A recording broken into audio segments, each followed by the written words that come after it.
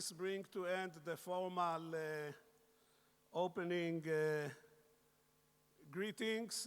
I would like to mention before we are moving to the next part, that while Amir is the CEO of Israel Defense and the whole media company which produced this wonderful conference, and I'm acting as the chairman, there is few guys who are doing the real work. And I would like to ask Dror Magal to stand up. Dror, are you in the... He's not here because somebody has to do the work, as I said. Then our next speaker is Governor Rick Snyder, Governor of Michigan. You may know Michigan as the cradle of modern industrial manufacturing. You may know it as the country, as the state which produces cars and any other things. But Mr. Governor, I want you to know that for me, Michigan is the home of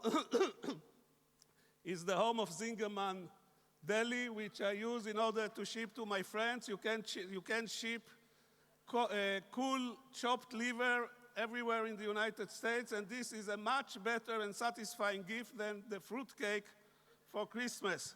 Mr. Snyder, please, Governor Snyder.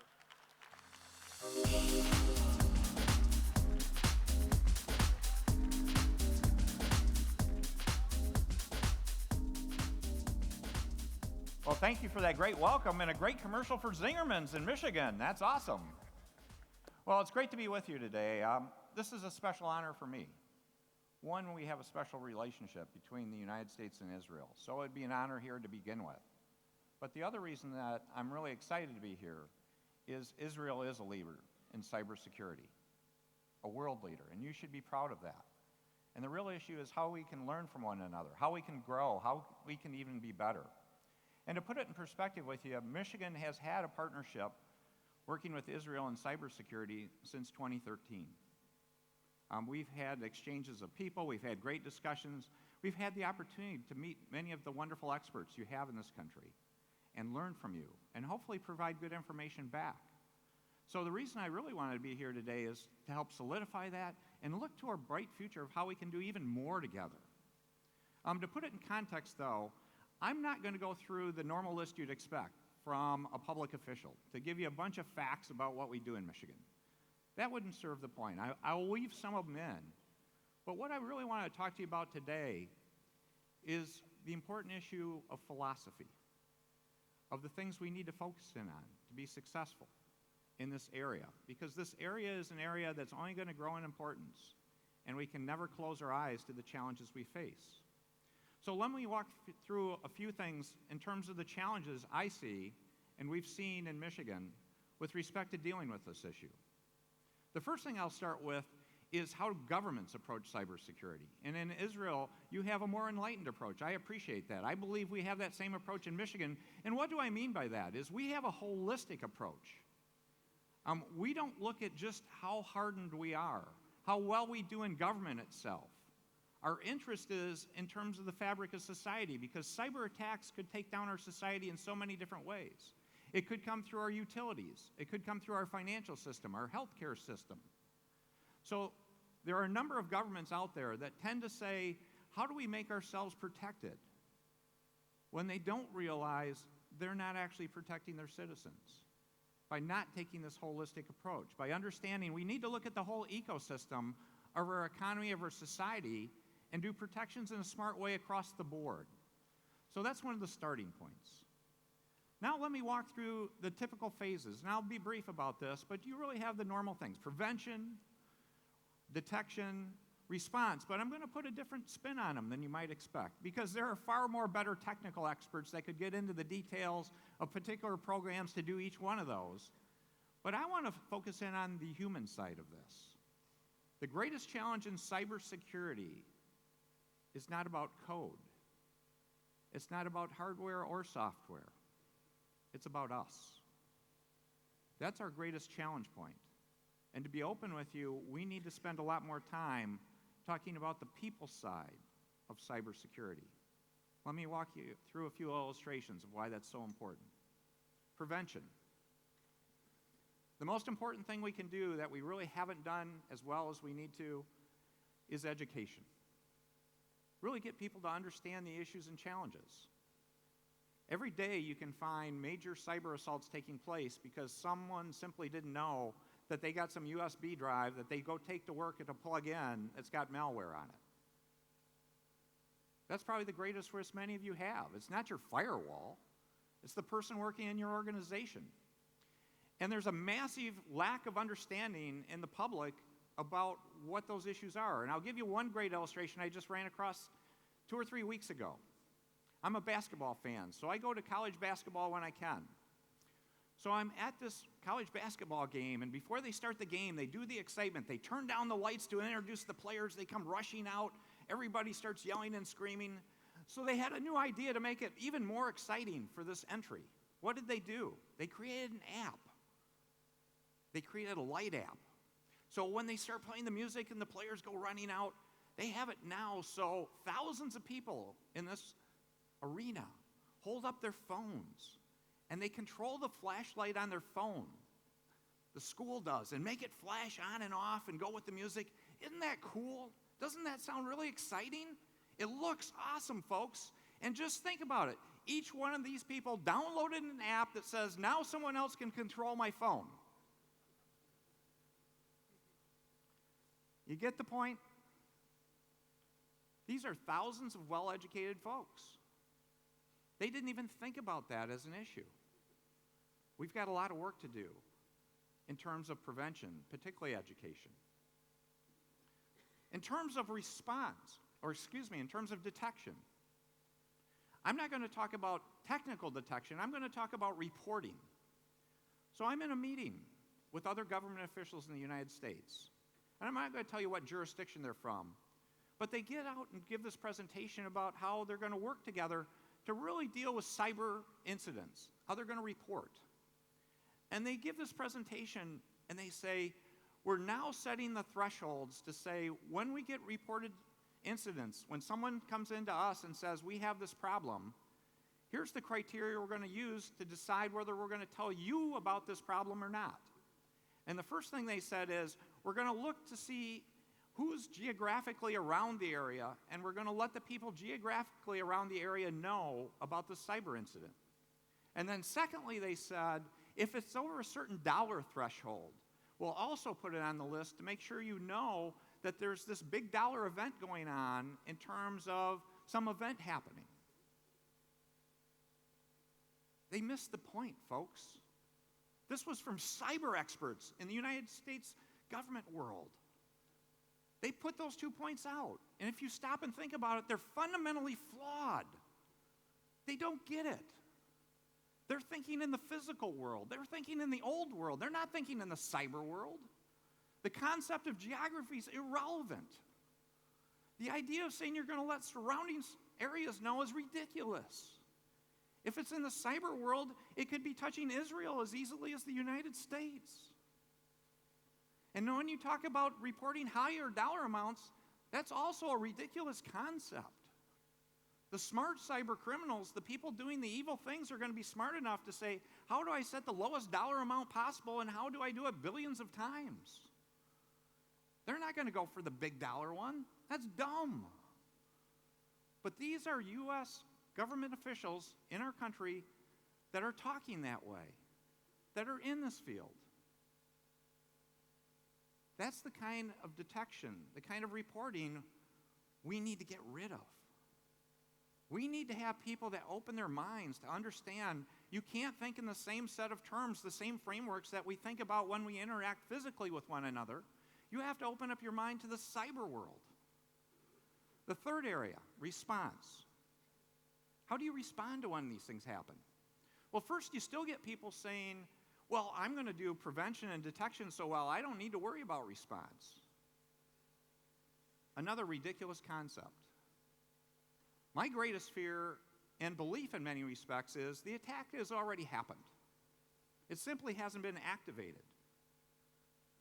We've already been hit, but we don't know it yet. So I view it as critically important. You work response as hard as those first two because you need to be prepared for the fact it may be too late. And it's likely to be too late. So how do you deal with that? Again, this is the concept of you don't do this by yourself. A lot of times organizations say, well, I can solve this problem on my own. Well, again, most likely you're not the only one being attacked.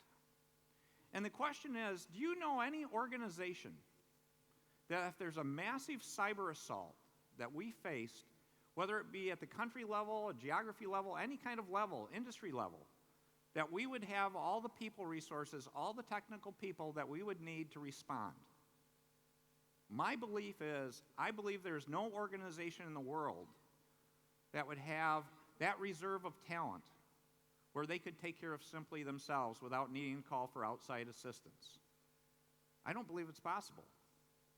So we need to learn how to partner together. We need to learn that we need to focus the resources and come to the aid of one another to solve these problems together. So in Michigan, what did we do? There's a concept, much like the Israeli Defense Forces, of the National Guard. It's our citizen soldiers. These are people that provide military service on the weekends. They do it during a period during the summertime to come out and help protect us. They come out in emergencies. They've actually served in many of the wars we've had with great bravery. But that concept, we should also be thinking about it in the cyber world. We're not quite there yet in our country in terms of fully understanding it, in my view. So what did we do in Michigan? We created the Michigan Civilian Cyber Corps. We went to our employers, we went to our big companies, we went to our IT community, our cyber community to say, do we have people here that would volunteer and their companies would support them about creating a pool of people that would be available to respond to emergencies? That they could be flexible. They would have the expertise. They would do additional training. They would spend weekends learning new tools and new ways to do things. And we've had Michiganders sign up. And I'm really excited by this concept because I think it is at the forefront of our future. So, in fact, we have now had it, so we put them through exercises, and we're going to grow this to the hundreds of people to have them available to help. The other thing that we needed to do, actually in the U.S., I don't know how much of an issue in Israel it might be, but I'm actually going to propose some new legislation as governor of Michigan. I'm going to propose a Good Samaritan law. And what do I mean by that? Think about that, at least in the U.S. context.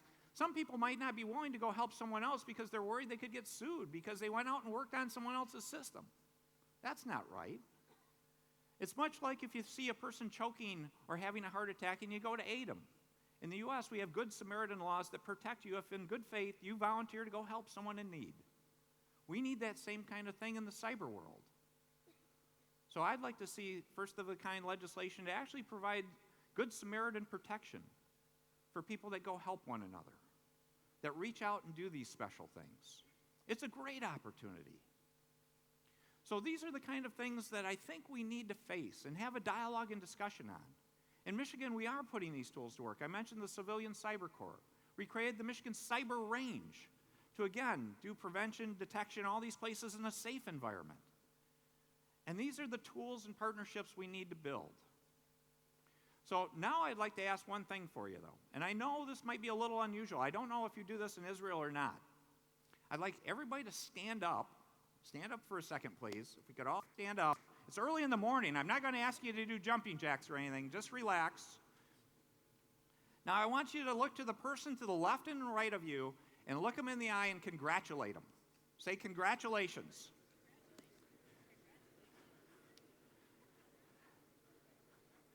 Now that feels pretty good anyway, doesn't it? You got congratulated today. Now you can all grab a seat.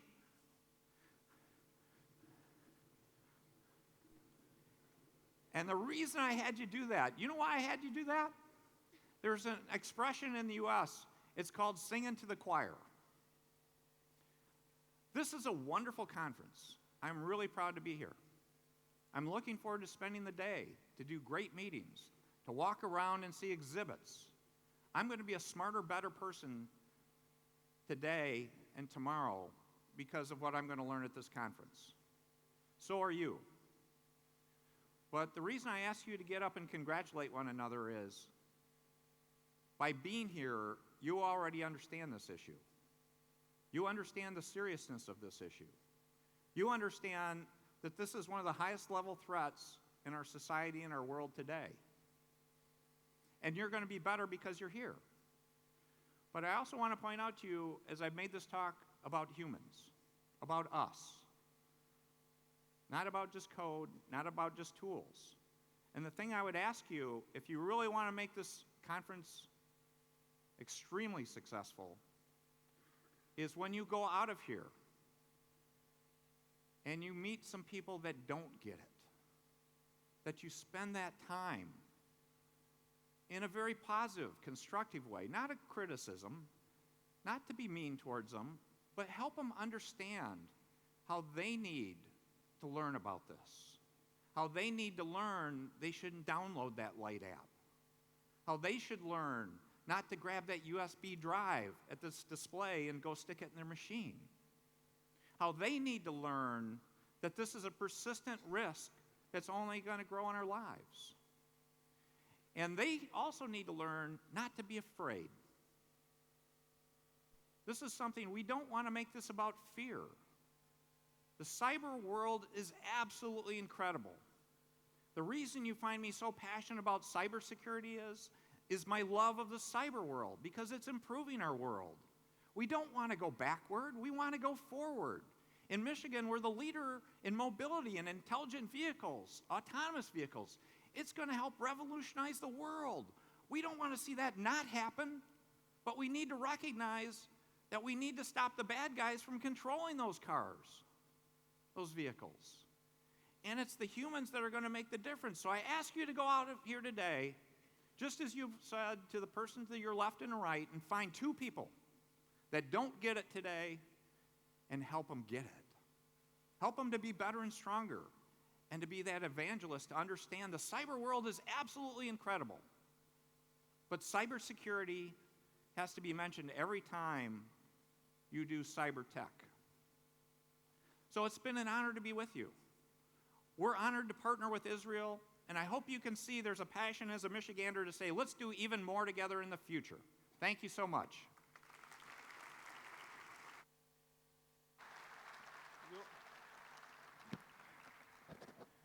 Mr. Governor, you are not released yet. Three things. Number one, you know, I'm sure very well, that General Motors have here a development lab for a number of years, and they employ here a great team, and which are looking for new things for the car industry. So this is number one. Number two, I'm sure you're aware that Ford is coming here once or twice a year doing a hackathon in order to get new ideas. So congratulations, and you should encourage them to do more. Second, can you tell us in 2 sentences how the turnaround of Detroit is doing? Oh, well, I love that. Short. Short, very short. Detroit is the comeback city of the United States. To give you the numbers in a simple way, housing occupancy in downtown Detroit is at 98%. Young people around the world are coming. Places like Amazon, Uber, Google are all setting up operations in Detroit in terms of additional research, in particular because of autonomous and intelligent vehicles. And we know there's hundreds of startups already on that field here in Israel, and we're looking for them to come do business in Michigan with us. So excited about GM, Ford, but all these young Israeli startups. Let's go, and let's go to Detroit and do great things. Very good. Next thing, one of the best things which Detroit gave us in the past is this great man, David Hermelin, which we still miss him. I understand his son is now involved in the rehabilitation of Detroit. Yeah, no, it's a wonderful family. We have a wonderful Jewish community. The Jewish Federation of Detroit. They're awesome. And we got a great state. Places like Grand Rapids, Ann Arbor, we want people all around Michigan. And last thing, I want to show you how we do the same exercise that you did, but the Israeli way. Okay. Okay? Please, everybody stand up. Stand up. Now listen carefully. When I count to 3, only when I count to 3, you turn around 180 degrees and you congratulate the guy who is exactly behind you. 1, 2, 3. Look what's going on. Yeah. They see backs. Yeah, they are. Thank you. Thank you very much, Mr. Governor. When you are through and you are looking for a job in the cyber industry, come and talk to us. The next one.